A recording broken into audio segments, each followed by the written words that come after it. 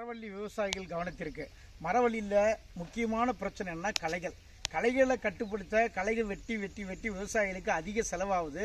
அதனால் எளிய முறையில் சிக்கனமான முறையில் களைகளை கட்டுப்படுத்துவது எப்படிங்கிறத இப்போ நாம் பார்க்க போகிறோம். இங்கே பாருங்கள், இதில் சாரணை, பசலை, பார்த்தீனியம், குப்பைமேனி, பல களைகள் இருக்குது. அகன்ற இலைகள் களைகள் இருக்குது, புல் வகையான களைகள் இருக்குது, ஊசி புல் இருக்குது, கருவா புல் இருக்குது, எல்லா புல்லும் இருக்குது.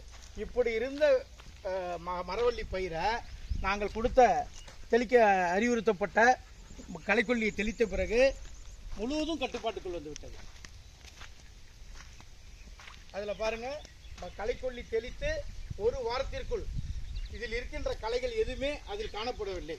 எனவே விவசாயிகள் கவனமாக தகுந்த களைக்கொல்லியை தேர்ந்தெடுத்து களை கட்டுப்படுத்தி அதிக சிக்கனமாக களைகளை கட்டுப்படுத்தி பயிரை நன்கு வளர்த்திட அறிவுறுத்தப்படுகிறது.